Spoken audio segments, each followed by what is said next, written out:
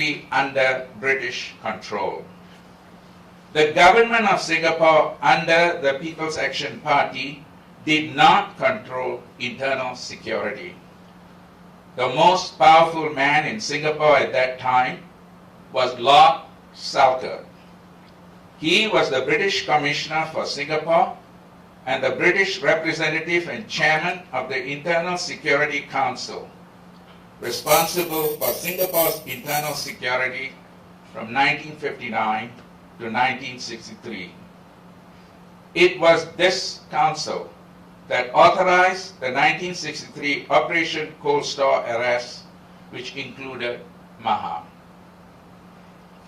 But Salkeld's responsibilities extended much further.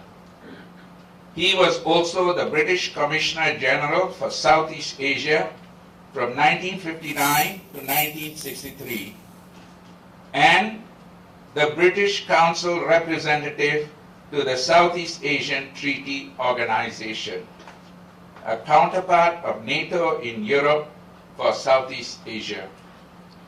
It was his responsibility to ensure that Singapore and Britain's Southeast Asian territories in Sabah, Sarawak, and Brunei would be integrated into the global strategic alliance of SEATO, in which Britain was a part.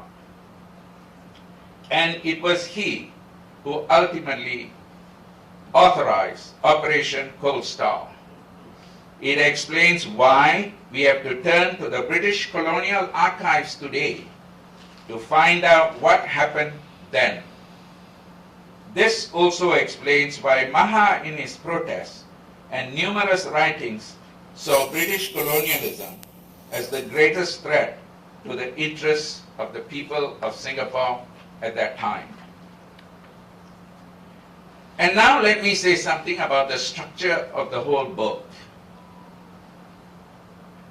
It has 4 parts, with a prologue at the start and an epilogue at the end, serving as bookends for the main body. The prologue begins with a poem in the British literary journal London Magazine of January 1967, entitled "What Became of What Was His Name?" It was written by D.J. Enright, then professor and head of the English Language and Literature Department in the University of Singapore. The London Magazine is one of England's oldest continuing literary periodicals, dating back to 1732. It included as contributors stellar English poets such as William Wordsworth, Percy Shelley, T.S. Eliot, W.H. Auden, and Evelyn Waugh. 2 years later, in his book, Memoirs of a Mendicant Professor, Enright explains that the poem in the London Magazine that he wrote refers to Mahadeva. What happened to what was his name? Secretary General of the Singapore National Union of Journalists. Although Enright's other poems and chapters in his book have been much discussed and reviewed by writers in Singapore, hardly anyone has referred to either his poem or his chapter about Maha. This deafening silence is astonishing. This book is an attempt to lift that silence and to answer the question raised by Enright both in his poem and his book, What Became of Mahadeva? The first section of the book, titled The Formative Period, deals with Mahadeva's early years, his birth, his school and university education. It also examines the impact of the Japanese occupation and what has been called the Asian revolutions against Western colonialism, British, Dutch, French, and others, in shaping his anti-colonial and nationalist vision during his teenage years. The second part looks at his career in journalism. his involvement in the formation of the Singapore National Union of Journalists, and his participation in the anti-colonial struggle waged by omnibus unions, unions combining into larger conglomerate unions in different sectors of the Singapore economy against British colonialism. This includes his role in forming the Singapore National Union of Journalists and its struggle to successfully win just wages and terms for newspaper workers. It also describes his struggle against the retreating British colonial power to protect its interests by forcing Singapore into an ultimately unsuccessful union into Malaysia with unequal rights for Singapore citizens. The third part looks at his imprisonment by British colonial authorities in 1963 under Operation Cold Storm, his continuing detention under the Malaysian government when Singapore became a part of Malaysia, and subsequent extension of his detention by the government of independent Singapore from 1965. It traces his life and struggles against oppressive conditions in different prisons and detention centers over the course of nearly 6 years before his release in October 1968. The fourth part of the book, entitled Renewing the Struggle, reflects the way Mahadeva worked after his release from prisons to strenuously combine with others to expose the human rights violations and misuse of the laws of detention without trial in Singapore as he saw it. It led the Socialist International to consider a proposal by the Dutch Labour Party with the support of the British Labour Party to expel the People's Action Party from the Socialist International. Fearing the outcome and charging the Dutch and British Labour parties with being infiltrated by Euro-communists, the People's Action Party withdrew from the Socialist International. Subsequently, Maha was again imprisoned without trial for 3 months for involvement in a Euro-communist conspiracy. The book also details Maha's ironical observations after the second detention and release of the People's Action Party's search for a new ideology beyond its Fabian democratic socialism, now abandoned for good after leaving the Socialist International, to ideologically justify its dominant party rule.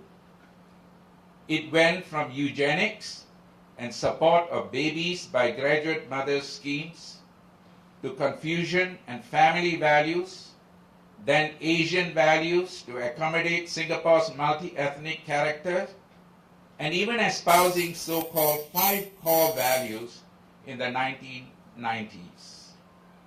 All these explorations ended when the search settled on the Singapore story as the core narrative to justify dominant party rule. Maha watched these new ideological turns with amusement. He did not think they would have any traction in Singapore, which was constitutionally committed to democratic rule, even if this was the authoritarian variant of dominant party democracy. Eugenics harked back to British colonial racist ideologies to justify colonial rule. Confucian ethics was merely the orientalization of Max Weber's Protestant ethics thesis that Western nations were economically successful because of their particular religious values. Asian values seemed a return to medieval social hierarchies shared by all the ethnic communities in Singapore and different from the modern democratic ethos to which we are committed.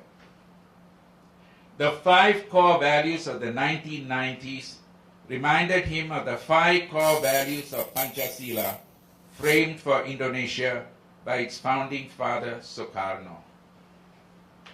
What finally re-energized the renewal of his struggle was the vision of Singapore's past and its future embodied in the Singapore story. This ignored the political, economic, and social ideals of the democratic socialist vision that had originally led him to staunchly support the People's Action Party at its birth as an anti-colonial force. It inspired him to form the Singapore National Union of Journalists, which was officially inaugurated by PAP Minister of Labour K.M. Byrne, with its Minister of Culture and former journalist S. Rajaratnam as the keynote speaker. It was at this event that Mahadeva was elected founding secretary of the Journalists Union. And now let me say something about why the book was labeled, Completing the Singapore Story. In the course of writing this book, I've had to refer to Mahadeva's numerous writings to glean his views on colonialism, politics, economics, national integration in a multi-ethnic society, the role of the media and the press freedom, and the use of what has been termed as laws that silence, an example being laws that permit detention without trial. It will be impossible to give a comprehensive account of his views in this short talk. All I can do is give a quick sketch. Take his national vision. This developed very early during the time of the Japanese occupation, when the clash of the two colonialisms, one Western and the other Asian, first came to inspire him. This clash disabused him of the notion that any colonialism could be good, and urged him to fight for independence from colonial rule. It also led him to believe independence would succeed only if different ethnic communities could forge a common national identity. He wrote the editorial of the Victoria School magazine in his last year at school, which proposed the creation of a new literature that would integrate Chinese, Malay, and Indian cultural themes into a new national literature. This vision not only led him to learn English, but also Malay, Mandarin, and Tamil. It also inspired his drive to successfully bring together English, Chinese, and Malay newspaper personnel under one union, Singapore National Union of Journalists. He also encouraged that journalists should get out of what he called coconut shell universes, in which newspapers carry news only about the ethnic community of its readers. This national unity theme ran continually through every stage of his life. Many chapters in this study also address the politics of forging a new nation, especially in relation to opposing the authoritarian rule of colonialism and the post-colonial nation. The chapters in the book on awakening to the Asian Revolution, these are chapters in the book, joining the anti-colonial struggle, opposing the referendum bill, aligning with the Bandung left, and the Socialist International, particularly illuminate his views on social democratic politics. Other chapters in the book give us insights into Mahadeva's views on economic and social justice, something of deep concern to him as a university graduate in economics and as a trade unionist. The chapters in the book studying wage structure of Asian harbor personnel, the Go Memorandum on Industrial Peace with Justice, the Koya case reflecting executive interference in industrial arbitration, and systematizing salary and grading structure for journalists, all reveal his views both on social justice and the relationship between capital and labor. As a journalist, Maha was deeply conscious of the role of the media in national integration, political life, and the economy. Freedom of the press and the role of the press in representing the views of diverse sections of the nation, what he saw as a representational press facilitating political and economic justice, were issues he also addressed in many places. Here, the book's chapters on Singapore National Union of Journalists paper, or Wartawan and freedom of the press, and the Malay daily Utusan Melayu's strike are particularly instructive. Another matter that concerned Maha was the law of detention without trial. Detention seems to suggest a short, temporary stint in police custody. But in the case of Maha, it extended to nearly 6 years and must be seen as imprisonment, since it took place in many different prisons to which he was sent. Outram Prison, Changi Prison, Queenstown Prison, and various other prison-like detention centers. Some prisoners who were with Maha were imprisoned much longer than him. 16 years for Posu Kai, 17 years for Said Zahari, 19 years for Lim Hock Siew, and a long drawn-out process of more than 26 years for Chia Tai Po. While in detention, Maha was subject to solitary confinement, pressure to renounce his democratic socialist views, deprived of his Singapore citizenship, and threatened with banishment. Upon release, he was subjected to restraining orders that prevented him from working as a journalist. How these events permanently deprived him of his constitutional rights is amply documented in many chapters in the book. But Maha's prison diaries and letters to various officials that were found in his personal archives also show clearly why he saw imprisonment without trial as the poisonous legacy that British colonial rule passed to post-colonial Singapore. I have often been asked why I titled this book, Completing the Singapore Story, with a question mark. My answer is that the biography of one person, such as Mahadeva, cannot complete the Singapore story.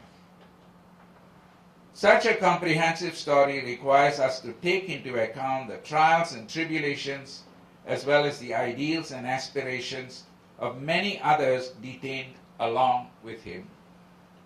This would require systematic research into the numerous unions that engaged in the anti-colonial struggle, the journals of these unions, the diaries were available of detained leaders of these unions, and their oral histories, many of them now in our Singapore oral archives.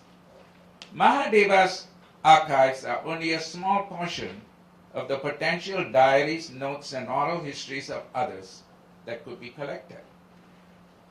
Moreover, we have seen that journals banned at the time of the arrests of Mahadeva, such as Fajar and Wartawan, both of which he was associated, proved to be invaluable resources for understanding his democratic socialist ideals in politics, economics, nation building, media, and the law. But many other journals were also banned at the same time, and these have yet to be studied to enrich Singapore's history. Exploring whether such research can give a more complete account of Singapore history at the birth of our nation is one aspect of what the question mark suggests. But there is another reason for the question mark. It has been suggested by some who heard about this book that although it may make good history, it has no relevance for the future of Singapore. In order to test this view, I studied articles written by contemporary Singapore academics and scholars in the recently published volume, Living with Myths in Singapore, in 2017. That's about 4 or 5 years ago. It documents new visions for Singapore's future in politics, economics, inter-ethnic relations, the media, and the law from diverse disciplinary perspectives. Examining these closely, we find that many of the recommendations for Singapore's future appear to mirror proposals Mahadeva defended from his democratic socialist perspective. These were brutally displaced by his arrest and imprisonment, along with many others holding similar views. Hence, it requires us to ask whether, including his democratic socialist vision, at the birth of Singapore's struggle for freedom, may be relevant today. This is the question mark that points to the future. Hence, one could say that completing the Singapore story by including Mahadeva's anti-colonial struggle and national vision is not just about expanding our understanding past. It is also about paving the way for Singapore's future. Thank you.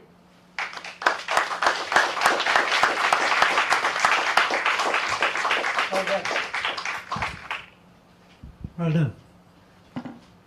I'm worried that people may not want to buy the book anymore. No, but you have given a very, very good, I mean, I can't call it an introduction. I haven't given the details in the book. I'm sure you have. I'm sure you have.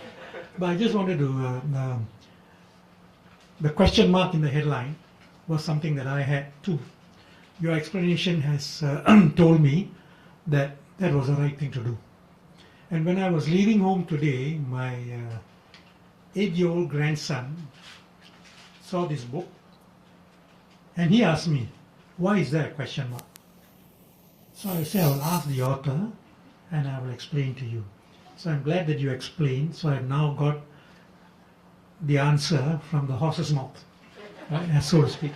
Okay, now since I have some notes here, but I won't go into that because I think Bala has done enough.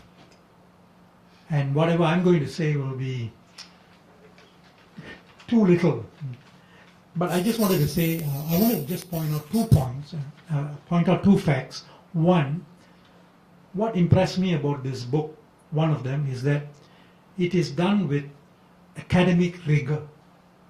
You know, there's a lot of academic rigor that has gone into this book, a lot of research, and added on to that, it is written not in an academic style, which I think will be, which is great because it can reach a wider audience. The second point is that, and I'm not sure whether I've read any book on Singapore's history, political history especially, which is written by somebody who is the brother of the main player. And I think that adds to telling the story, you know. So I'm glad that I was here. I'm glad that I listened to you, and I'm also glad that I take away a few things which I didn't realize actually happened in Singapore. And that's a shame, you know, having been in Singapore for so long. So now I will introduce the panelists. On my left, although the left is now forgotten, but I thought bring the left back. Right? Kevin Tan. I think many of you know him. He's with NUS. He's a constitutional expert. Sometimes I don't like to use the word expert, but in this case I think he richly deserves that expression. I don't think you would have heard this expression about him. He's also known as the naughty professor. Naughty in the Singapore context. Right? If there is something that you want about Singapore constitution which is politically linked, to want to have a kind of an honest answer, he's the man to go to. On my right is Ivan Lim. Ivan Lim and I go back a long time. We worked together in the Straits Times. Before the Straits Times, we worked together in the New Nation. He was a Labour correspondent. He was also the Secretary General of the Singapore National Union of Journalists. The only problem I have with him is that every time I send him a WhatsApp message, I never get an answer. Okay, and last but not least is Victor Savage, who's now with RSIS. RSIS, right?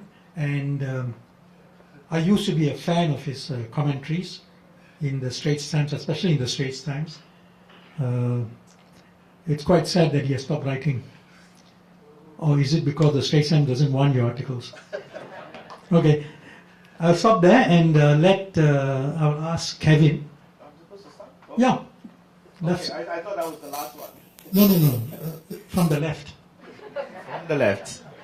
Thank you, Baljeet. Thanks very much. First of all, I'd like to thank Bala for this wonderful book. It's a very compelling read. I was able to get through it within a day, actually, given the fact that I actually read pretty slowly. But because many of the figures are fairly familiar and much of what you've recounted is familiar to me, it was a great read. I think that this book is a true labor of love. It's a labor of love on several fronts. Labor of love of a younger brother for his elder brother. Secondly, not only a familial kind of a labor of love, but also a labor of love in relation to the values and the ideals for which Maha stood for. And in a rather oblique way, also a labor of love and a love for Singapore, the country. Because it is all about, what Singapore can be, what it could have been, and maybe, some of the things that we didn't do quite right in some of those years. Much of what you have written is somewhat known. There's a lot of the material that you've revealed that is not known even to those of us who've done research in the area. I was rather surprised, for example, to find out that Mansour Adabi was a scoutmaster in Victoria, which I didn't know. I actually knew Mansour Adabi.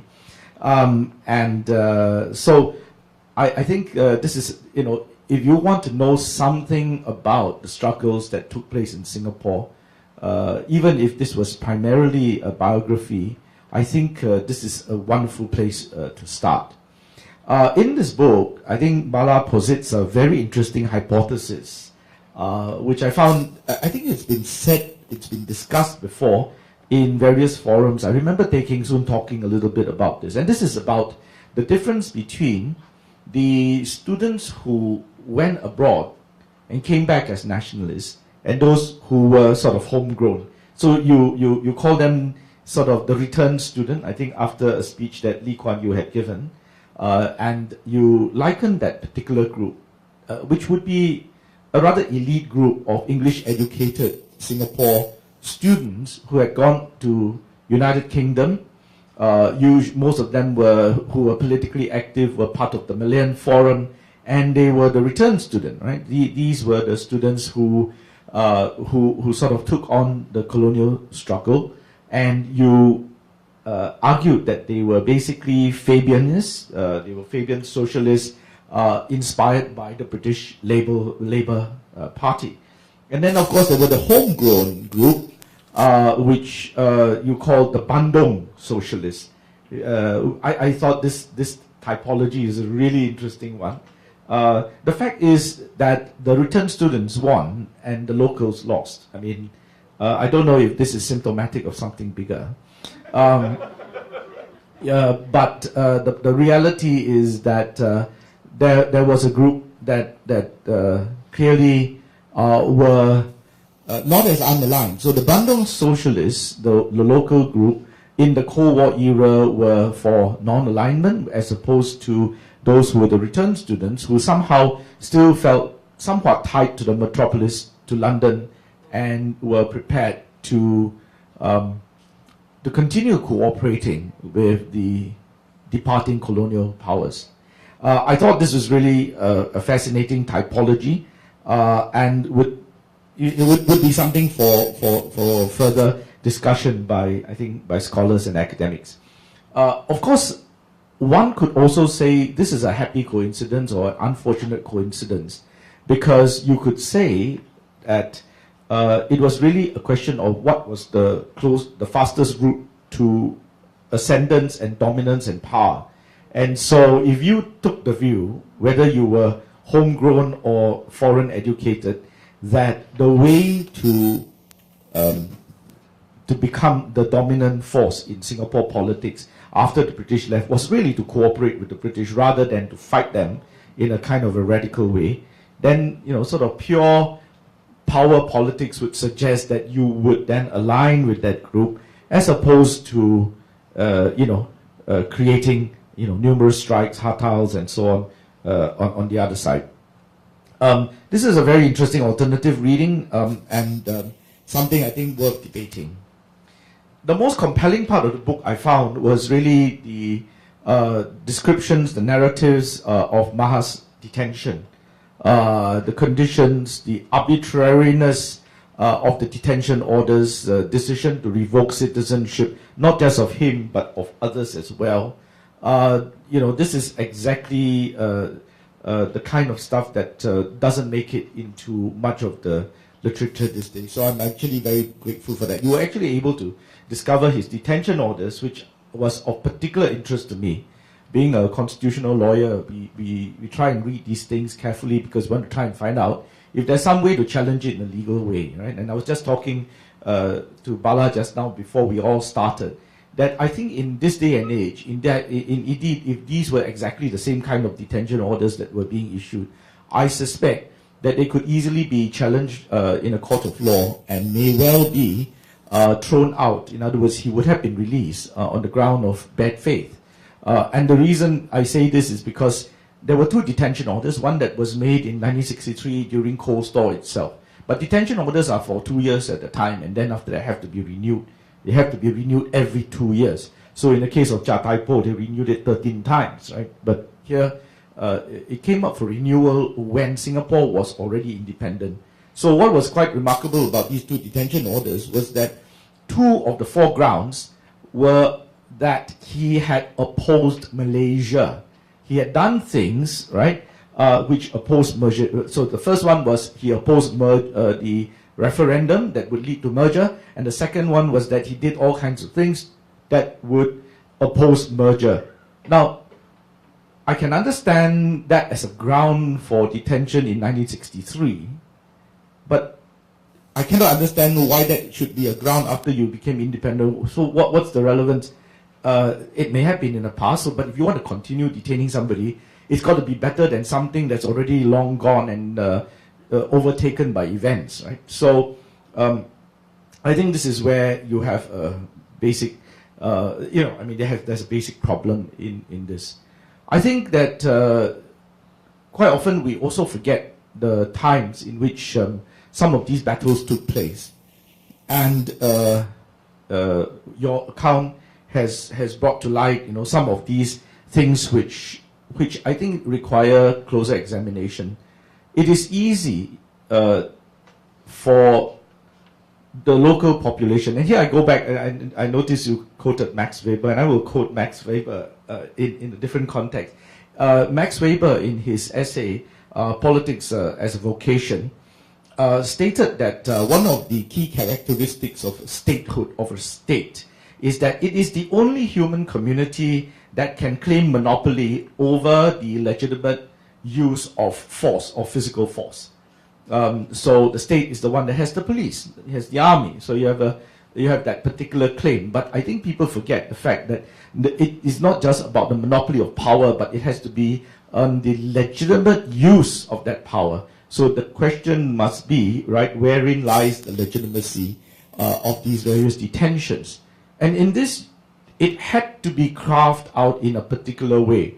I'm not saying it is right. In fact, it is horribly wrong.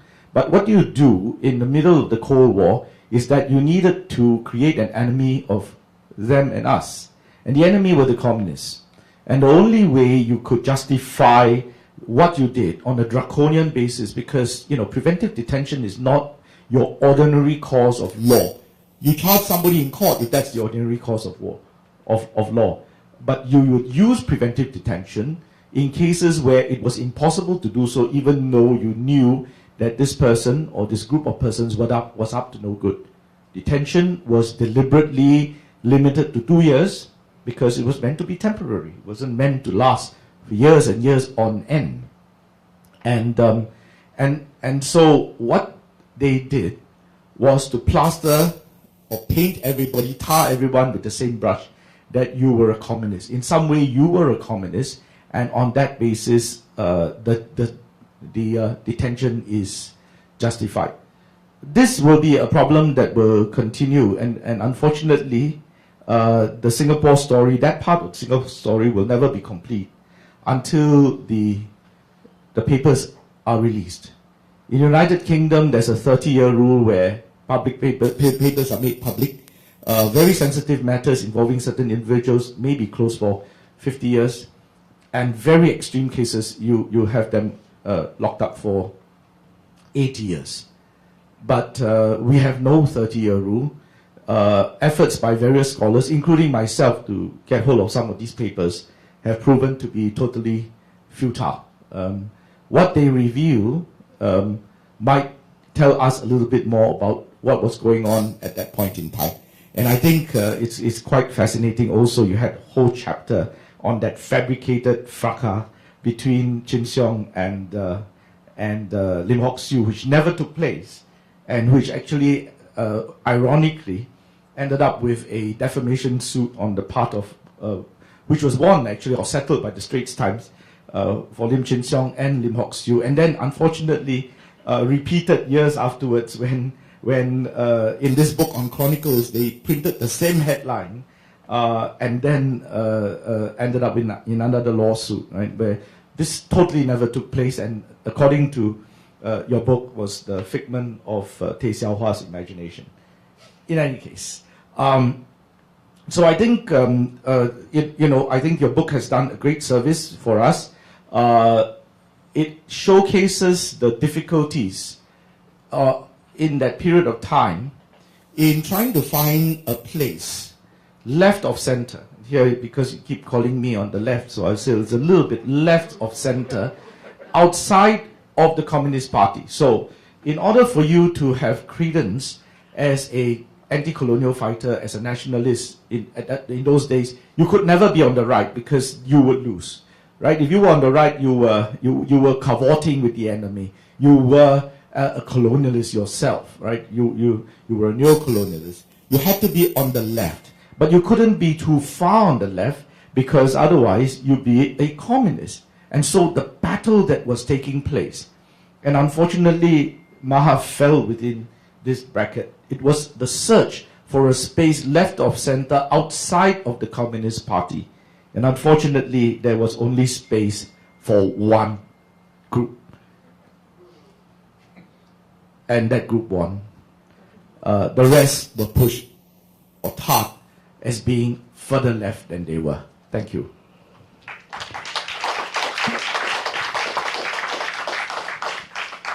Thank you, Calvin. Can I now go to Ivan Lim? When my friend, who's ex-Straits Times journalist, was told that I'm going to take part in the panel discussion, he straight away told me that now you are coming out in the open as a dissident. So I quickly assured him that no, I'll come here only to talk mainly on professional matters. Now I asked myself the question after reading the book, would I have followed in the footsteps of Mahadeva in those days of the political struggle, right, against the colonialists, especially in our position as Secretary General and as a journalist. I would think that I would not rule that possibility because there were this idealism among journalists to join the struggle, right? As we can see, there are many others who also did likewise. In fact, one of the other Secretary Generals, Lim Kit Sian, also joined the struggle, but he was on the side of LKY, Lee Kuan Yew. He was now the leader of the opposition in Malaysia, those who remember him. And he took a position just opposed to Mahadeva's. Mahadeva, in fact, was offered by Lee Kuan Yew when he was still a journalist.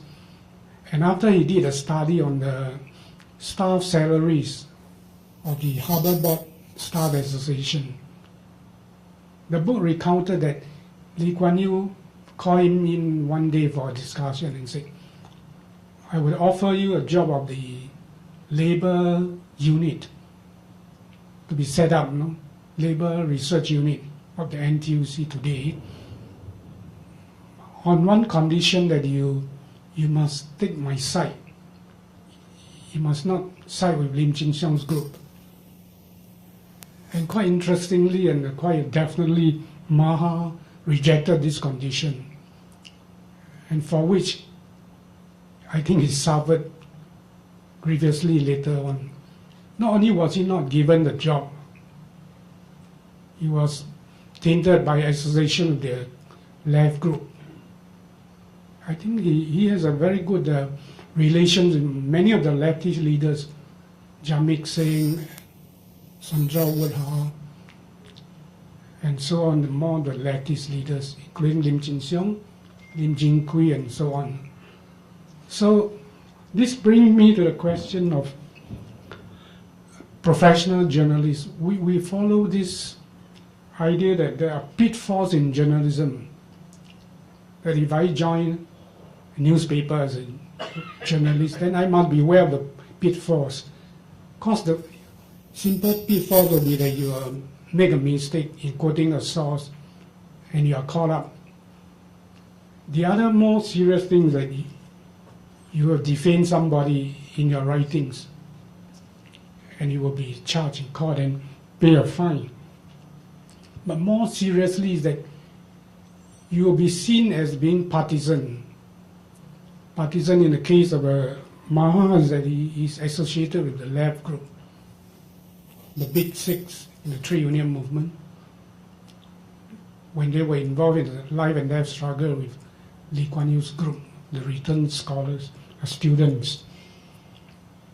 So what do you mean by being non-partisan? During my time in the Straits Times, we were already at the stage when I think the decisions, the future of Singapore already be settled in a way by the PAP coming into power and then running the country. And before Mahadeva's time, or during Mahadeva's time, the Singapore National Union of Journalists was not affiliated to the NTUC.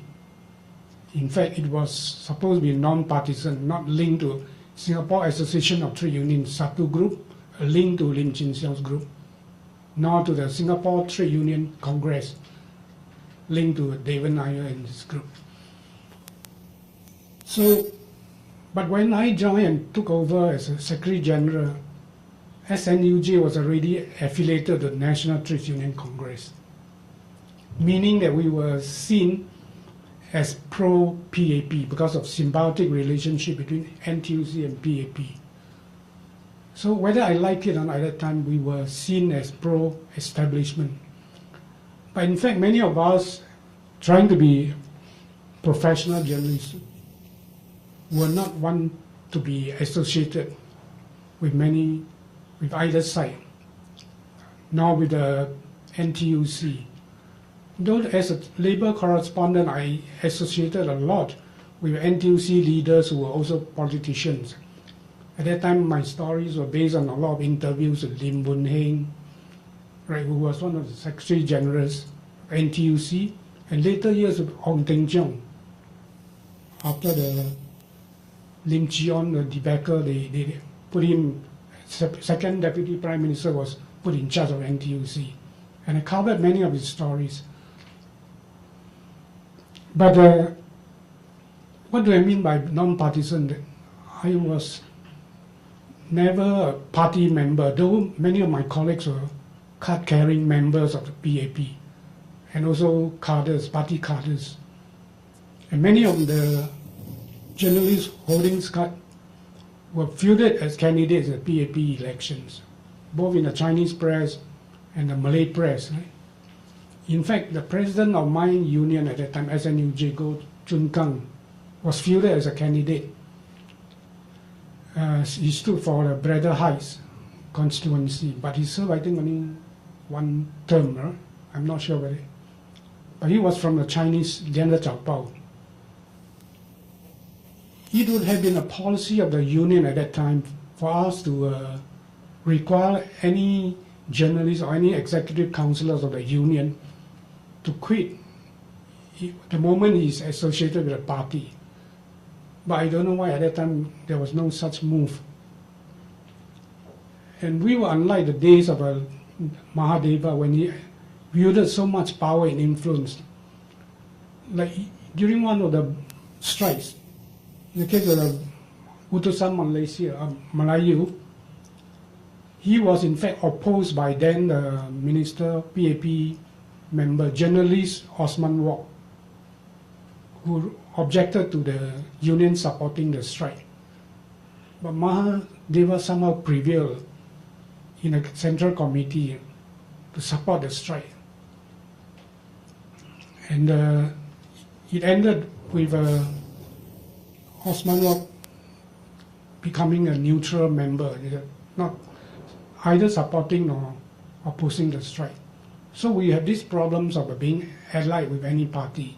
You cannot really perform a job as a professional journalist.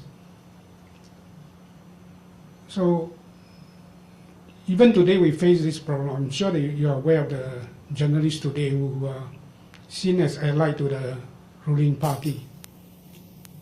But there were instances when I came under pressure from the party, but that is not mainly because of my reporting. Of course, when I reported strikes and the industrial relation disputes, there were comments from the NTUC officials that, hey, you better go slow on such stories because it may affect economic investment coming into Singapore. But I never had much problem over this. My problem was mainly that at one point I wanted to join the International Federation of Journalists. And then I realized then that government is very touchy or sensitive about journalists here who have overseas connections. And that is what they fear more than our writings in Singapore, because that is well under control by the laws and by the management newspapers.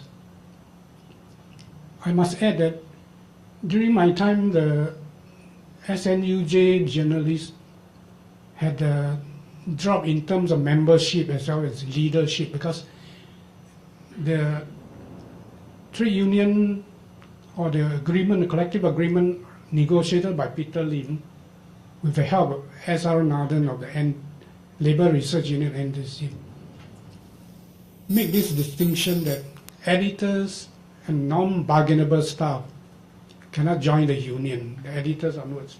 So Bauji was never a trade until such time. So we lack a senior journalist to be leaders of the union. So that was considered a diminishing power for the trade union. So when there was in recent years, or even in the 80s, when there's a dispute between government and the newspaper management, the battle was actually fought more between the editors and the ministers, more than between SNUJ, the union leaders, and the government. Simply because control on what to say, what to report, how much to report in the newspapers were more in the hands of the editors-in-chief, Peter Lim, and of course editors like Baoji, and that explains why there wasn't much of a struggle between SNUJ and the government over press freedom issues.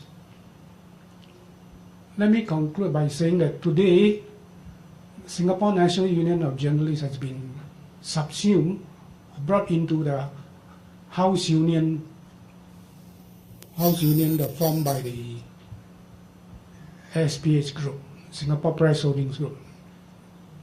SNUJ today, I think, is non-existent.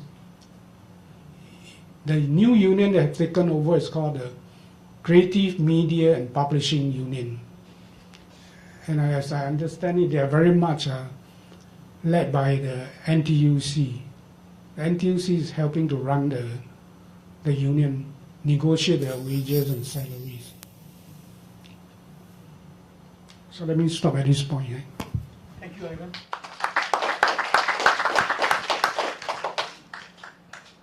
And now for Victor Savage. I've already introduced you, so you can go ahead. Okay. I don't know, is the thing working? Yes. Yeah. When I look up, I see we are in the land of musketeers. Everybody is wearing a mask. I'm a bit disadvantaged today because 2 days ago I had a slip disc and I'm in great pain, as you know. That's why I'm kind of restless in my chair. But anyway, I promised Bala I'll be here, and I'm here. Well, Bala first approached me to be a panelist. I was hesitant about it, because I didn't know Mahadeva at all, and I'm not a great fan of reading biographies. But from the book, when you do read it, you realize that he had a tremendous amount of challenges, existential challenges, as it were. So I'll tell you 3 reasons why I decided to be a panelist here. The first was that I was curious about the main title of the book, Completing the Singapore Story. For non-Singaporeans, the idea of completing the Singapore story is an ambivalent title that requires some background. In reading the book, one wonders whether Bala provides sufficient material to help the reader understand his conception of the Singapore story. And hence it is difficult to see how his brother's personal sacrifices provided a self-explanation of completing the story. Bala could have only come up to this conclusion because the Singapore story in itself has ended with the passing of Lee Kuan Yew.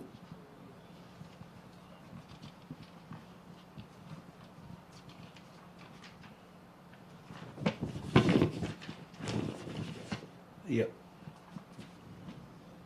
Second, so many people have been placed under detention under the government's draconian measures with regard to their hint of communist subversion. Bala, to his credit, did not write the book with the explicit intention to exonerate his brother's imprisonment. Neither was it intent to provide a revengeful inquiry into his brother's encasement under the PAP, and in particular, Lee Kuan Yew. In reading the book, you can make your own judgment on whether Mahadeva was a victim of circumstance. Despite writing about his beloved brother, Bala steered away from writing an emotional and vindictive tribute. This book is based on historical materials and documentary evidence. Third, what is refreshing is that given the rather questionable circumstances of Mahadeva's imprisonment, Bala was keen on presenting his brother's beliefs about politics, justice, journalistic freedom, and democracy. The book is about Mahadeva's story, without the bitterness of imprisonment. In reading the book, I applaud Mahadeva's idealism and reflections of the broader issues of national development, despite his personal tragedy and alleged beliefs which were never conclusively proven by his captors. The second part was, what is this book about? To give some background on the book's genesis, Bala toyed with the idea of the book for many years. I guess as you just said, the academic interest that Bala had was the philosophy of his science, and writing a biography of his brother engulfed the rough and tough politics of Singapore, which was not an easy transition for him. However, he has written an admirable work of his brother and shows that a good academic can write books on a spectrum of themes. Bala gave a candid view of his brother's political imprisonment. In retrospect, some might say that the communist menace seemed overblown. But then, with the political situation in the region, the raging Vietnam War, the communist assassination of the 6 Indonesian generals in 1965 by the communists, the emergency in Malaysia, the political belief in the dominant theory in the 1960s, and several meetings with the communist friend by Lee Kuan Yew, the communist menace was not a theoretical academic exercise, but a dead reality for politicians in the region. For me as an academic, the biographies and autobiographies are important documents in piecing together events and processes of history that one can never find in academic books. Bala's balanced, well-researched and lucid biography of Mahadeva certainly will provide academic fodder for continuing analysis of the turbulent age of Singapore's nation-building process.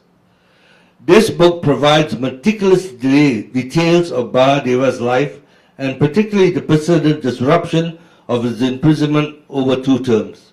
When you read the book, you wonder what the family went through. And that's something he doesn't delve into too much, but I can imagine how the family felt. Bala doesn't give much insight into the personal emotions of Mahadeva and his family. The age gap between him and Mahadeva, 14 years difference,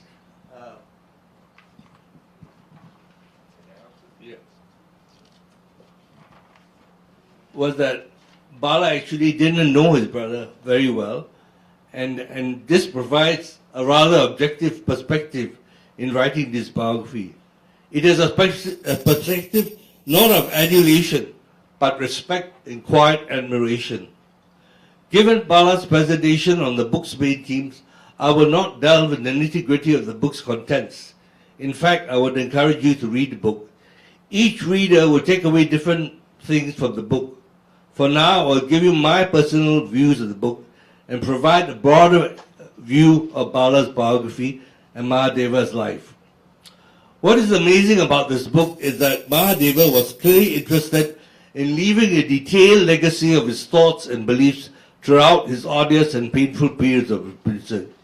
We owe it to him, and he left behind a rich treasure trove of interesting materials that Bala could tap on and utilize in providing this solid exposition of his brother's life. It is rare that personal stories with unforeseen tragedies can be given such explicit documentation. Mahadeva's inner thoughts are recorded in the numerous notes, diaries, poems, and reflections he made of his life, his friends, and the political situation he was in. Reading it, one never feels a personal resentment or bitterness of the authorities. He rose above this and was always concerned with the broader issues surrounding him. Hence, reading this biography, you are not only able to empathize with the personal ordeal that he and his family went through, but also to see the wider issues that he was concerned with. We are faced with many biographies and autobiographies of political detainees who were imprisoned because of their supposed collaboration with the communists. Given the rather tense period of that time, one can, in retrospect, see how the fear of communism colored perceptions of things. We might draw the US experience of McCarthyism when Americans were terrified with the dangers of communist menace, and the US administration went on a witch hunt to ferret out supposed communists. The Marxist ideology of the 20th century was attractive to many countries, and people who were mired with poverty and subject to economic and social inequality. Singapore in the First World War was no different, and the inspiration that came from communist regimes from the Soviet Union and China. Marxism was an infectious ideology for the deprived, and many nationalists became left-wing socialists who were attracted to the Marxist panacea of solving economic ills. One might say Mahadeva was an ideologue in the sense, and his incarceration did not discolor his personal beliefs of an alternative ideology of nation building. As with many nationalists of that period, if you were on the wrong side of history, you were imprisoned, punished, and banished. To me, as Bala writes in his conclusion, his brother Mahadeva was a social price, in quotes, that the success of the Singapore city endangered. For Mahadeva, I think it was the personal price he paid for clinging on to his beliefs. Was this price too much to bear is a debatable question. The epilogue leaves you with a bitter aftertaste in the biography.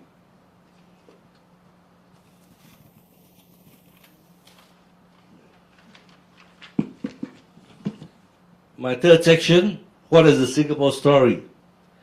Despite the main title of the book, Bala's biography provides only one chapter as an epilogue to his brother's biography. For him, his brother's painful ordeal in life was an answer to the completion of the Singapore story. Firstly, my take is that there are many narratives to the Singapore story. Bala makes intermittent references to the overt orthodox political narrative in a way summed up Lee Kuan Yew's semi-autobiographical work, Third World to First. By accepting the Singapore story, one falls in the trap of accepting the PAP story. Secondly, Bala argues the story is unfortunately wrapped and biased. His argument is that the leftist socialist narrative is missing, underrepresented, or drowned out by the PAP's communist bogey, which invariably incarcerated a lot of communists or supposed communists and opposition. Under Thomas Piketty's recent book, he calls the particular attack on government the Brahmin left, and that refers to intellectuals as opposed to the people who are rich entrepreneurial class. All right. In Singapore, that left position referred to people who were ideologues and were relatively communist sympathizers. Thirdly, is it right to see a country's nation-building process as a story or some sort of inevitable ending? Few countries have looked at their history as stories, and I find it very hard to accept. Nation-building is a process of many narratives, but not a story with a definite ending. So if you say the PAP story ended with Lee Kuan Yew's passing, so what is the story now with regards to the new political leaders? Are they creating another story for us? Or do we want to believe that there's another story for us? We cannot accept that the Singapore story had come full circle because Singapore is an ongoing political narrative. One could question that the Singapore story could have many other narratives: social, cultural, environment, development, and economic. To accept the view that the Singapore story has come full circle is to endorse Lee Kuan Yew's vision of making Singapore a state on par with the developed world. This underscores a very narrow economic success story of Singapore, measured by quantitative indices. The socialist left ideology that Mahadeva advocated doesn't say much about the future trajectory or what future narrative Singapore was pursuing. After all, the PAP also was a very socialist party that neutralizes in a way Mahadeva's left position. And the PAP did this socialist particular ideological amplification where it mattered most: subsidizing education, subsidizing health, and subsidizing housing. And that's the cornerstone, in fact, of Singapore's success.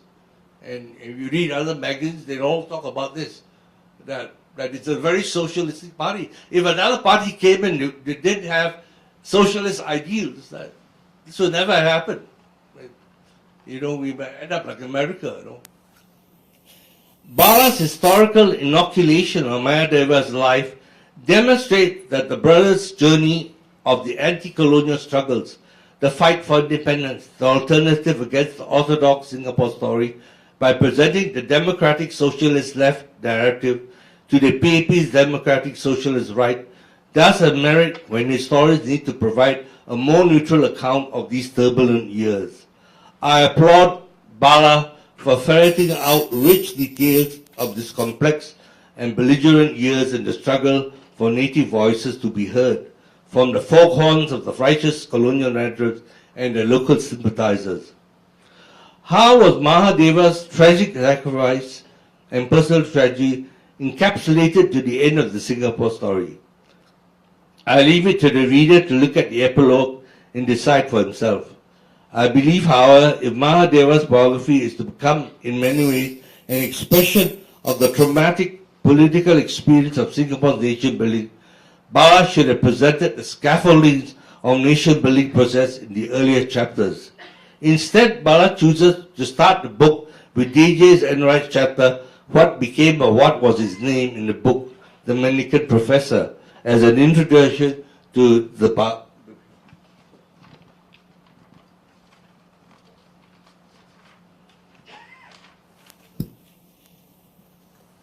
Enright was obviously upset that the bright and thoughtful Mahadeva was so easily written off and forgotten in the turmoil of Singapore's political misadventures.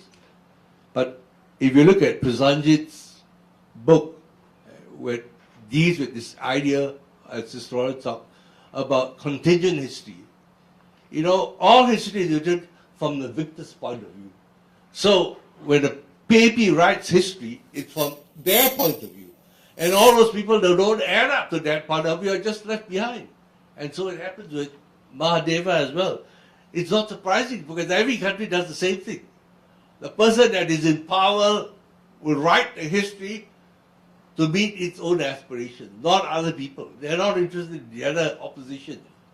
And that's what happened to Mahadeva. So you find that Mahadeva's forgotten episode is thus not surprising. But for Bala's narrative, his brother's socio-political beliefs, ideological representations, and democratic concerns are likely to resonate in Singapore's future trajectory. I just want to say also, coming back to this issue of the communist menace and how it was. I remember very distinctly, you know, I was in university, this was 1975 when Vietnam fell. And some of my friends, students who were rich, told me they were so terrified that this was going to happen in Singapore, their mothers were sewing all their jewelry in their children's dresses. So that if they had to leave Singapore in a rush, they would still have something. They would still have all their jewelry with them. So you can imagine, if you not lived through that period, you will know how tense it was. It was very tense when Vietnam fell. You know, people were so worried that this was going to happen in Singapore. So you got to look at the ecosystem at that point of time. It was a very different ecosystem from now. Now we're looking at, you know, even a book that was written by Wee Jin Bee and Chang Ah Ding on Singapore, you know, was so tentative. You know, look at the way we are writing books. I know we are a great country. In those days, no, people didn't know where we were going. It was like touch and go. You know? So the ecosystem, political ecosystem has changed tremendously. And when you look back and you think, oh, there's nothing. But it was a very different ecosystem. My conclusion now. Reading Bala's autobiography of Mahadeva was tying it to the macro perspective of Singapore's political journey is a very interesting idea.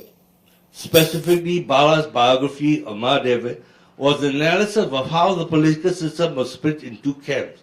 The camp involving returned students of famous socialists who were educated overseas and opposed to the local students of the Bandung socialists who were educated in Singapore. In fact, if you look at this, if you look at PAP, and all its cabinet members, all right, you would see this come through very well. Who are all the PAP members, cabinet ministers, etc.? Do you ever see a Chinese educated member in the cabinet? You go look and see. No. It's split so much in that sense. Both groups, however, reflected students who came from multinational backgrounds, and this in a way augured well for the multiracial acceptance of Singapore's nation-building project. I mean, there were Malays and Indians and people on the Bandar socialists as there were, on the Fabian socialists. So it was very multiracial. If the bifurcation of the political paradigms of nation building was split along racial lines, then Singapore's nation building process would have been doomed from the beginning.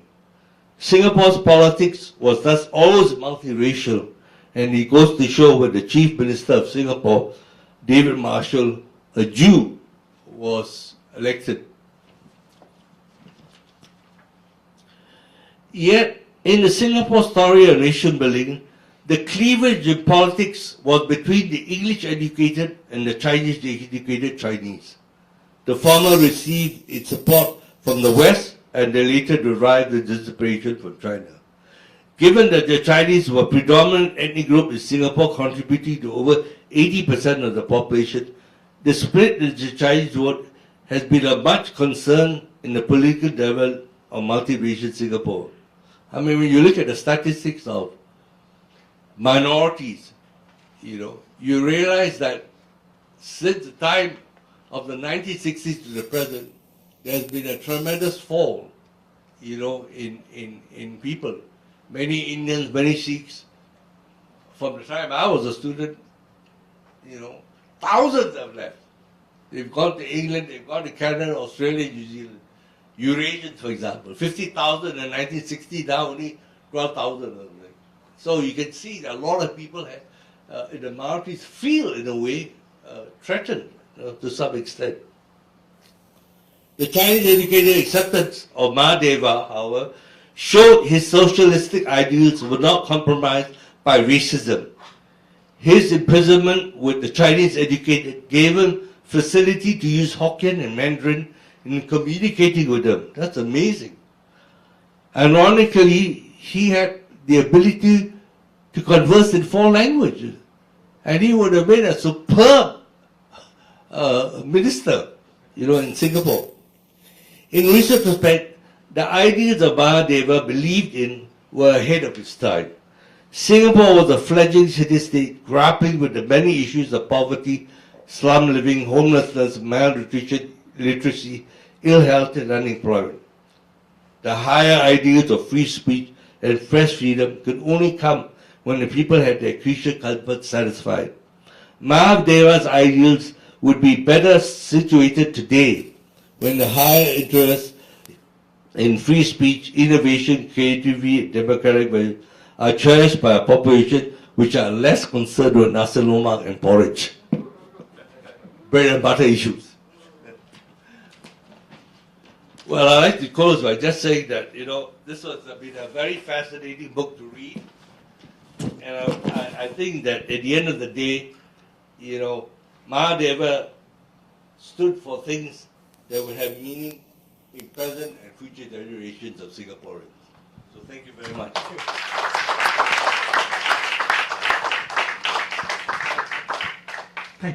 Thank you, Victor. How much of time do we have? Well, we sort of, though we say we end at 4, Mhm. because we started late, we can have another 15, 20 minutes more. So That's all. We can do, Okay, well, okay. 4:30. Okay, okay. Can I open this to the floor where anybody can raise their hands and ask a question? I suggest that the person who's going to ask the question will come somewhere in the center, because you can't use a mic, and then ask the question preferably as loudly as you can, scream if possible, so that I don't have to repeat your question. Thank you. If you have to repeat it. I have to repeat. Yeah, so the live stream. Because when I repeat, I may not get, the person might accuse me of not getting his question in the correct manner. Yeah, editing. Yes. Anybody? Yes, please. Can come here so that we all can hear, I hope. Yeah. Okay. I was a journalist, and I. Can you all hear? So I don't have to repeat after Irene Ho. I'm Irene Ho. I was a journalist, and Okay. even during my last, I haven't been in the Straits Times newsroom since 2015 as a working journalist. But what troubles me, I'm reading all, I'm going to read this book, and I'm sure I'm going to find every bit as fascinating as I've already found all your comments on it. But how do we get today's journalists actually interested in finding out? Because I know that when I try to get the younger people to just look at me and say, hey, I've got a story to write now, or is that, they're not terribly interested. And I just feel that as journalists, they ought to be interested. How do we get them to be interested? Okay. Irene's question is, how do we get the present day journalists to get interested in our history? I think that's a question.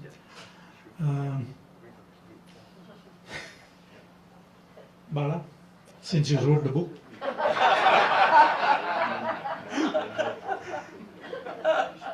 Okay, now, yes. I think that is a very interesting question and a very important one as well. Okay. And it also cropped up many times when I was talking about the book to my friends and others. And I think I also mentioned it, when I was reading some parts of my talk. The main issue here is, a lot of people think, okay, well, this events that took place in the past, in 1963, the anti-colonial struggle, what happened afterwards, are really of no relevance to modern Singapore. And Victor even went so far as to suggest that after Lee Kuan Yew's passing away, even the Singapore story itself, may be passé, something for the past. Okay.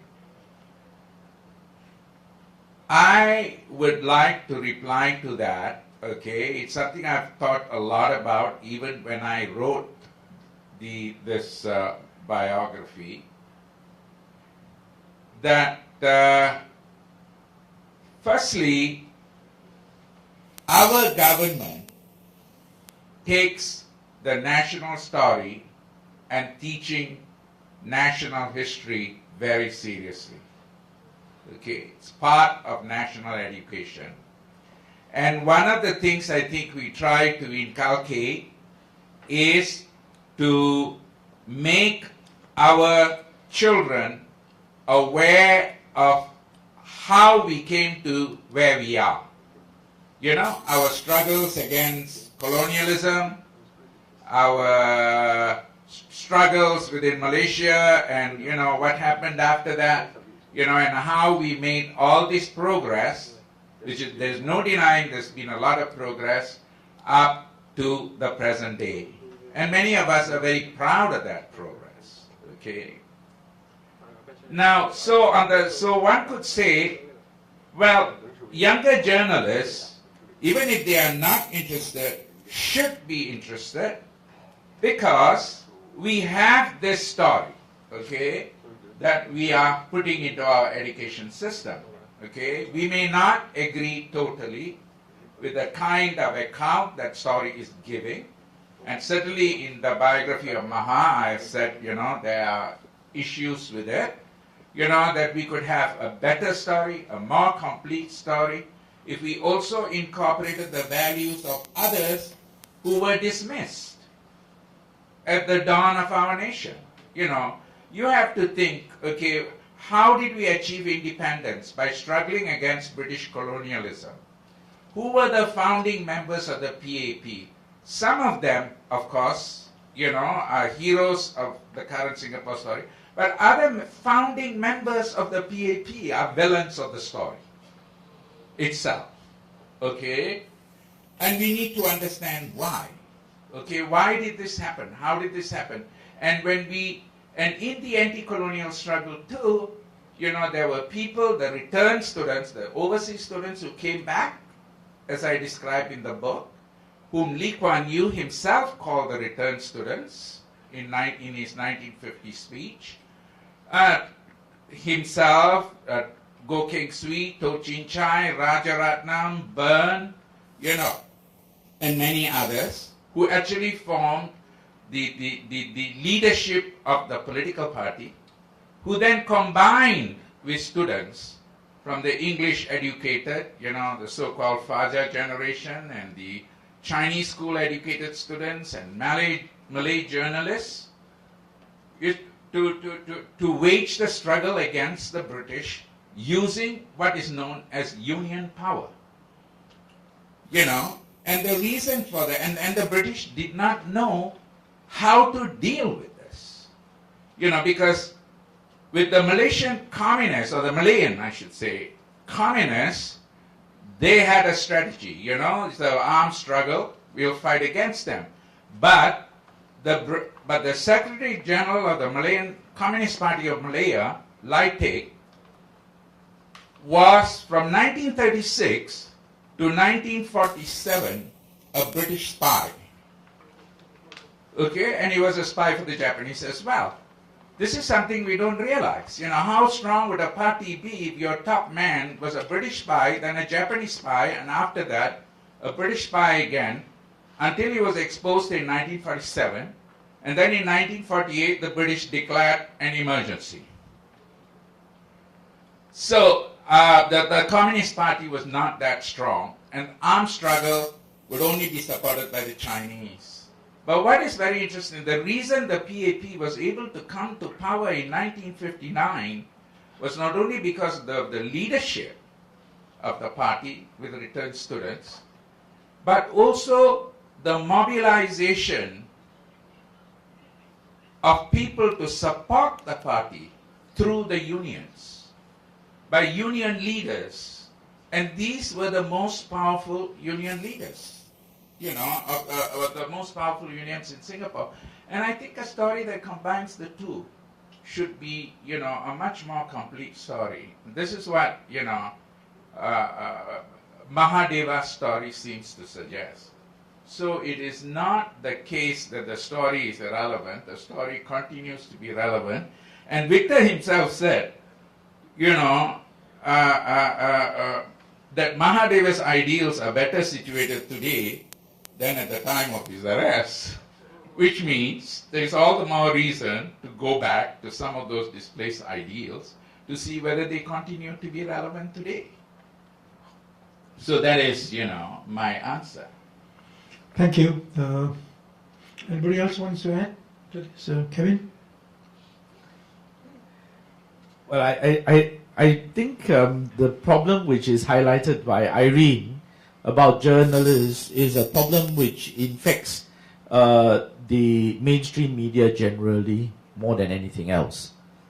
I think today, and pardon my ignorance if this is not true, since there are so many newspaper people in this room, that to become a journalist today is really no big deal. It's just a job. It's just another job.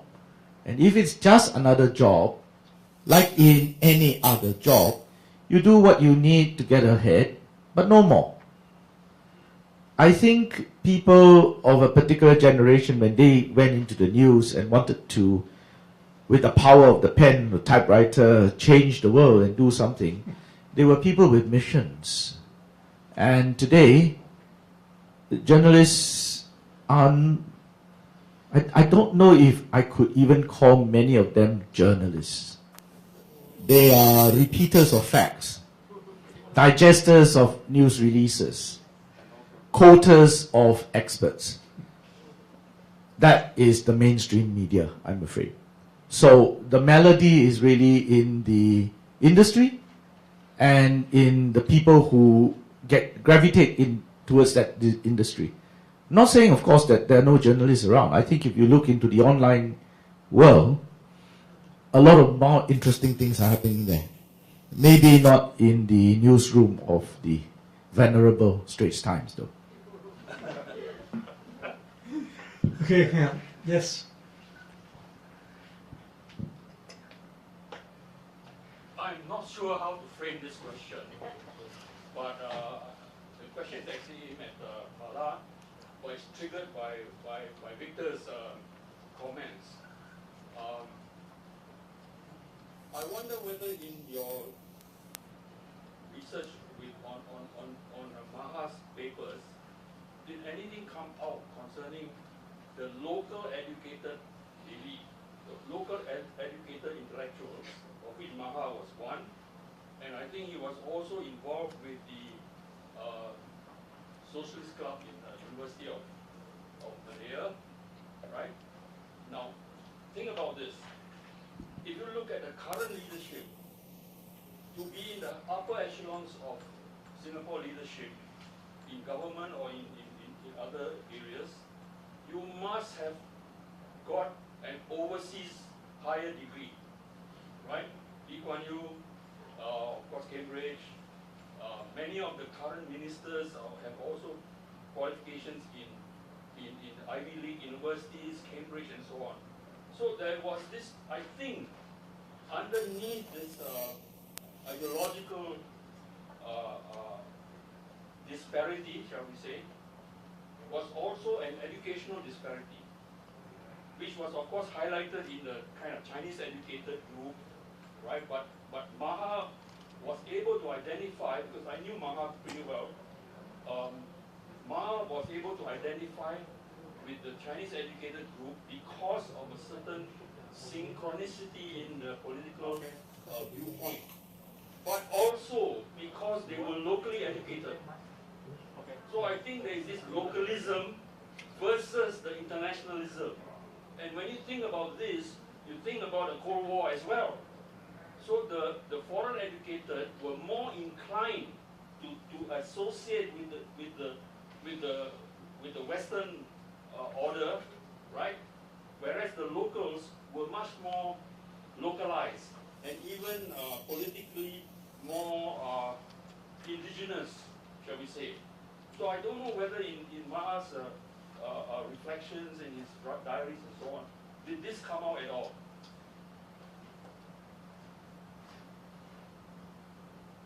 Yeah, it came out in one of the chapters. You know, when he was detained, he had to make a statement about what he believed in, you know. And he also had to make some statements about the people he associated with. Okay. I won't bring up any names here, but the one thing he said was that it was easier for him to associate with the people in the unions who came from the Chinese educated, the English educated, and the Malay journalist educated people who were the local students. You know, he didn't phrase it as local students in the way Lee Kuan Yew talked about the returned students being natural leaders of their countries in his 1950 speech to the Malayan Forum, okay, which is available online, you know, even if you search for it. Now, and he said that it was not just a matter of shared ideals. I think the shared ideals was that they were all democratic socialists. You know, I wouldn't want to say everyone, you know, was arrested was a democratic socialist. There may have been a communist or two on one side, as there were communists on the right too, who were discovered later. So but most of them were democratic socialists, and they were democratic socialists like the return students. The big difference, I think, between the return students and the local students was that the return students were democratic socialists in the way the Labour Party in Britain was democratic socialists. That is, it held certain ideals, but also when it came to the colonies, it wanted to make sure that Britain's strategic interests in the naval base in Singapore and Britain's economic interests in Southeast Asia were protected, were given special preference, which means that you had to line up in the Cold War with the West.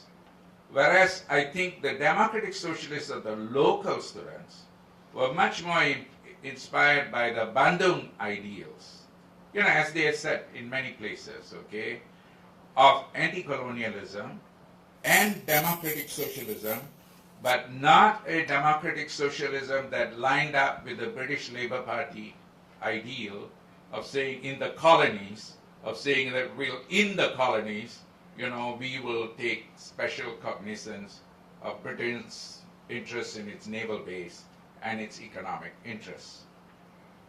And this was the key difference. This was the key difference why the British came down so hard, on the democratic socialist left within the PAP, who led the unions. But it also explained why these people could win popular support within the unions, because it gelled in, I think, with the way many locals thought, okay, as the way to resist British colonialism, I think that's the main difference. That's a small little difference for sure, but as Freud talked about this thing of the narcissism of small differences, which made people who differed in small little ways, become much more antagonistic to each other than if they, with people who are completely different from them. And I think that is what happened. And one of the reasons why I think, that we can recognize today that, yes, the ideals of Mahadeva, which is really the biography I'm writing, it's more from his picture, seem to gel today, but maybe in those times, as Victor pointed out, on pragmatic reasons, you had to come down on one side or the other of the Cold War. Okay. But now that we have distanced ourselves from that, and we are so far away from that Cold War, and the great powers today, actually the powers that met at Bandung, China, Indonesia, India, and all these countries, shouldn't we also reconsider, the Singapore story, in order to sort of relocate ourselves, within this kind of emerging world, and this is, of course, my opinion. It's not, Maha's, but I think, it's something well worth pursuing, though I don't write about it in the book, because the book is just a biography of Mahadeva, I think, as most of you would have seen.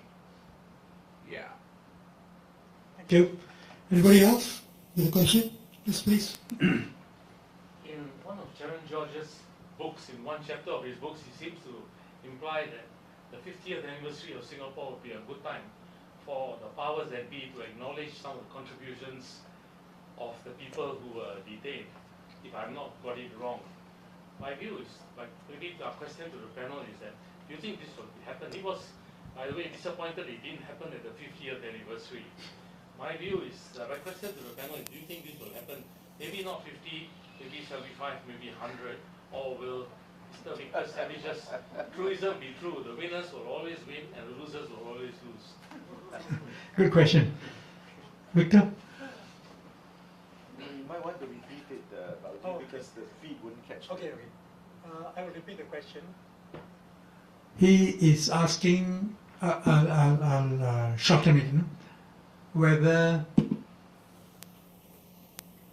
Singapore, by that the Singapore government will come out and accept the role that some of these people who were arrested played in Singapore story. Am I correct? Yes.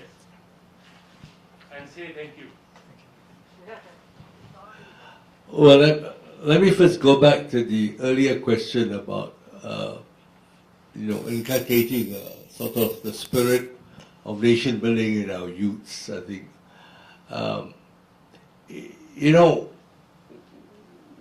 the first generation leaders went through a tremendous difficult period after the Second World War and the unemployment and all that, and anti-colonialism. So they had a very a good narrative to fight for, and it was inculcated in all of them. When I was a student at university, all right, Joseph Tammy, who was a sociology lecturer, was appalled that university students had no sense of involvement of what was happening. And he had a title of his article, "Everywhere We Vote Except Singapore," referring to the fact there were student demonstrations all over the world against the Vietnam War, except the Singapore students who were just interested in going to the library and studying. So he was saying that there is no involvement. Singapore said there's absolute apathy to what was going around them because they were so interested in making sure they got a good degree to get a good job. They were not interested in fighting for anything. And that's the situation. Today, I look at the university students. Just take out the undergrad.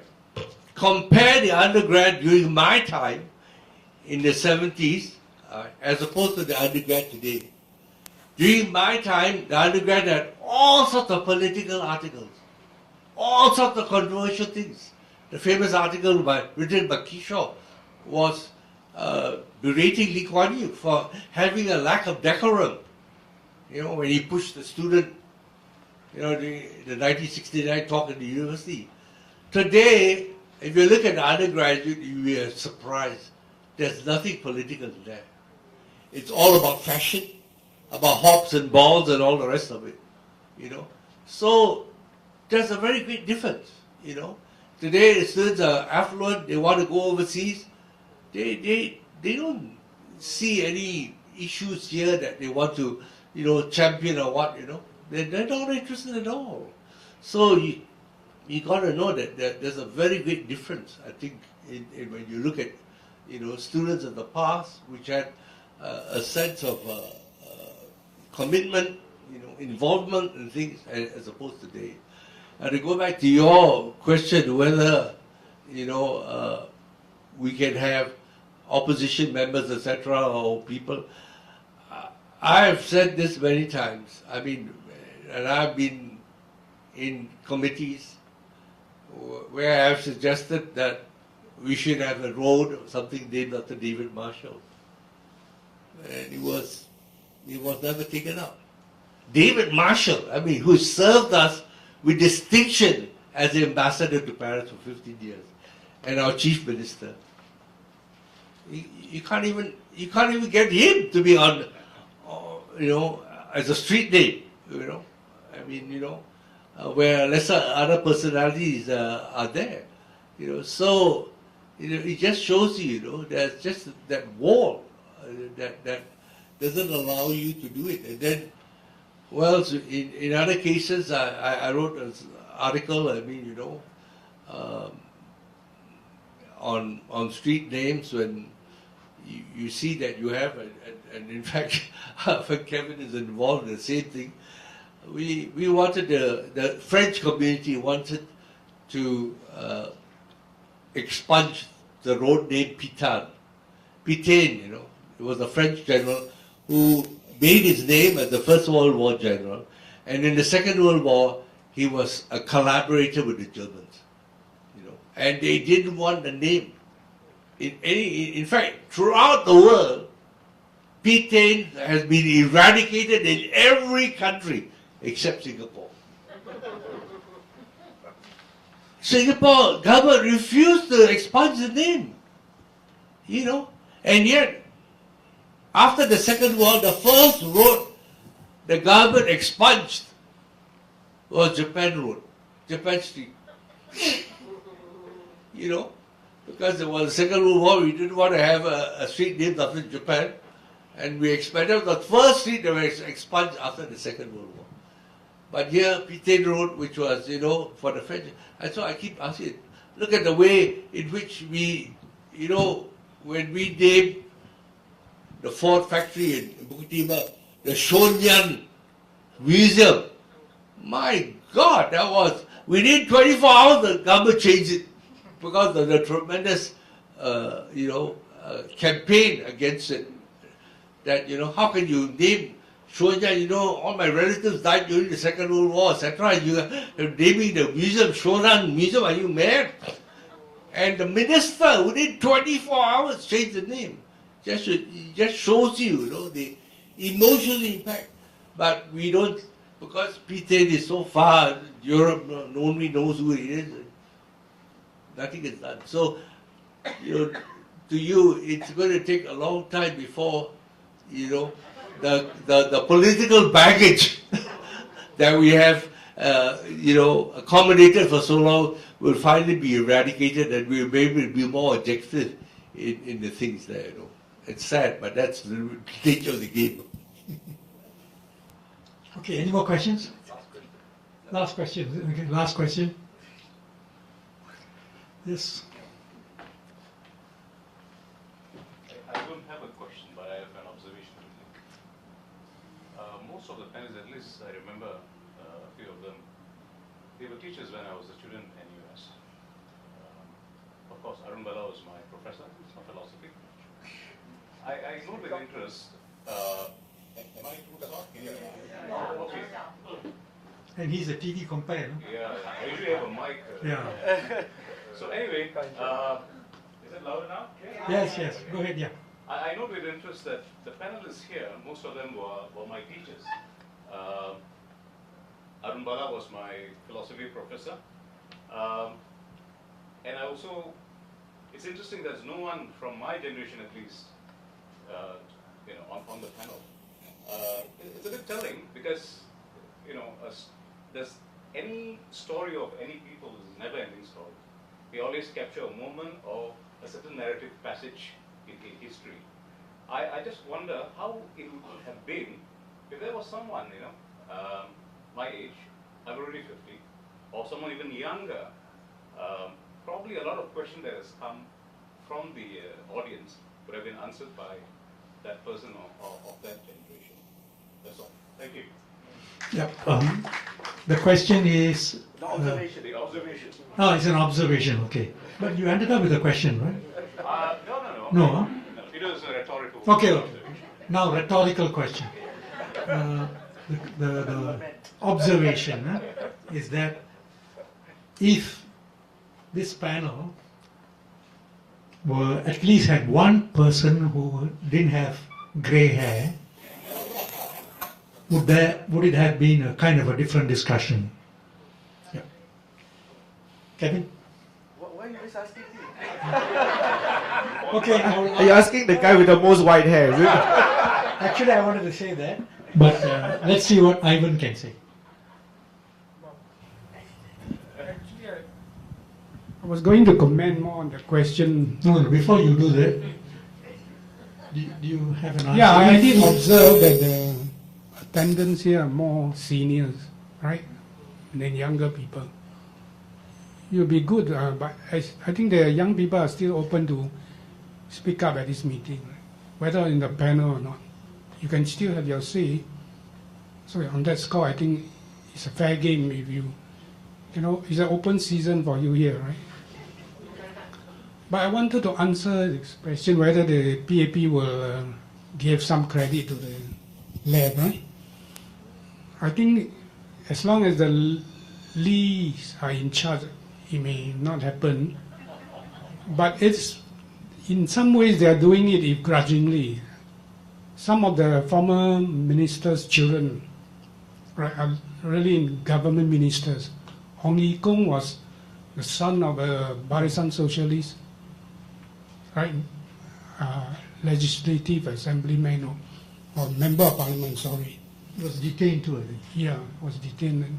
Then Gianni Putucherry was also in the government now.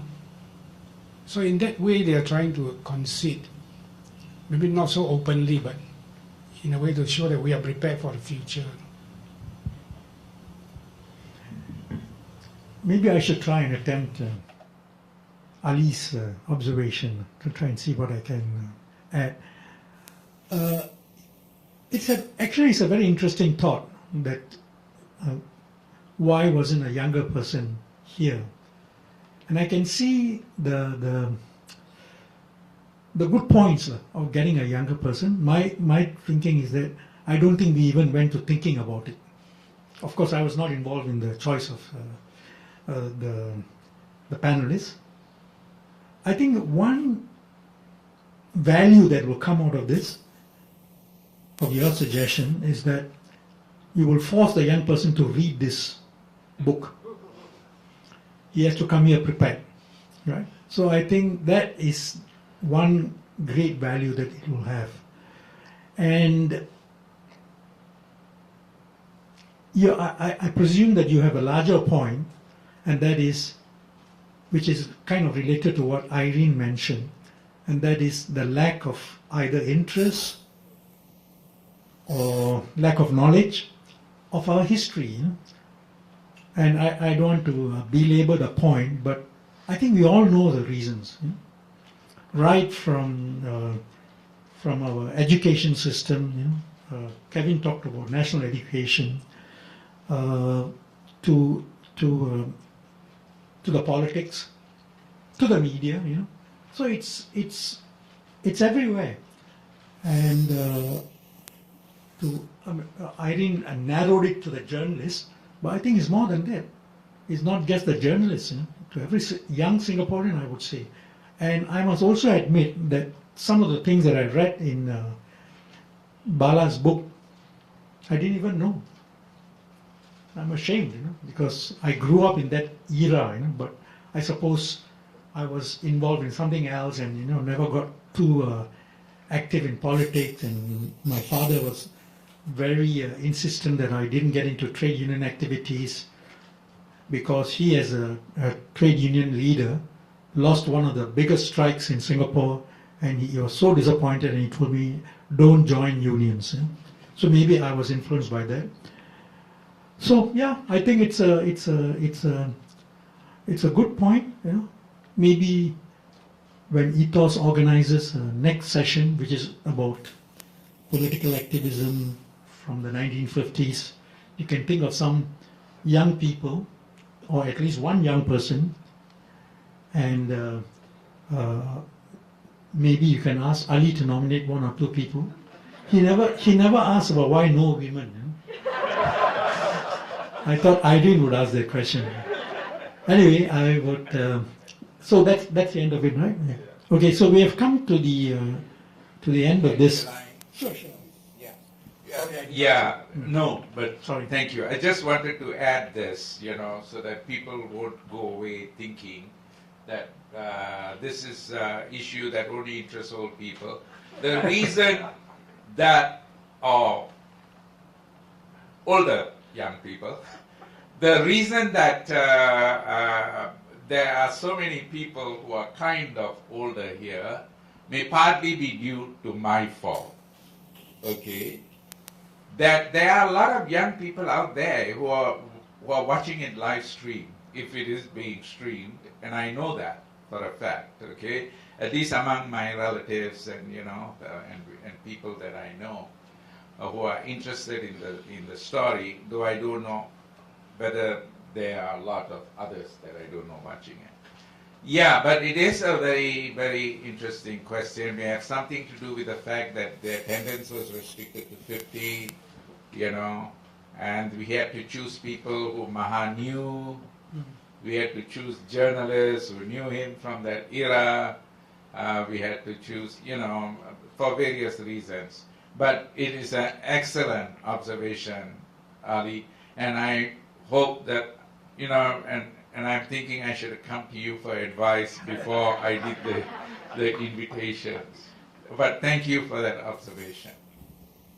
Okay, I just want to end off with a couple of points. One is that, we spoke quite a bit about the Singapore then and the Singapore today, the Singapore story. But maybe I shouldn't use the word amazed, but I'm quite happy, to see that we can have a discussion like this today. Right? I look at Bala's book, leave aside the question mark. Journalists imprisoned without trial. I think that's a very significant statement you have made. I'm not sure whether you thought through it or you asked some people, because that is hidden in that is you are saying something, you are making a point. And a book like this is out. We have to thank Ethos for Word image. Word Image, sorry. Word Image for daring to publish this book. In fact, I just heard that one of the books, a launch of a book, which was supposed to be held at the Art House, right? At Art House, it was all agreed, and last moment it was called off. So sometimes we are moving forward one step, we are moving backwards 2 steps. I would like to end here and thank all of you for coming here. And sorry for the delay, the technical issues, as the phrase can be used all the time. Thank you.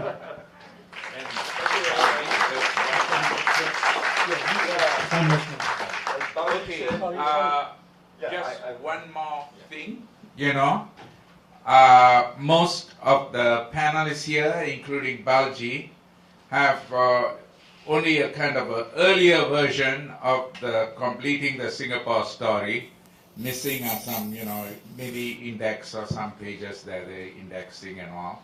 But it was all updated, so I have brought here to present in appreciation for what they've done, here, copies of this most updated final version of the book with all the index names and all of it there. And thank you.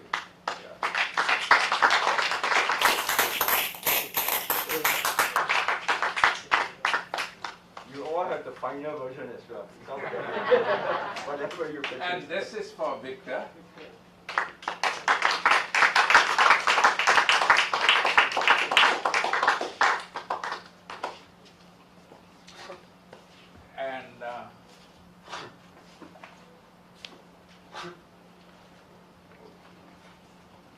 And this is for Kevin.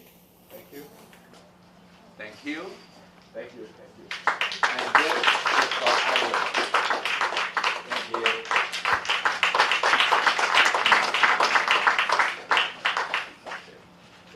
I want to thank all of you for attending this session. And the good news is that if you want Bala to sign your book, or any of the members here to sign your book, there's going to be an author signing session out there. Alright? So you can wait out on this way. Very well prepared. Unfortunately, how are you? So good to see you, man. Long time no see. You're no longer teaching. My school, actually, my school. Oh, is it right? Oh, okay.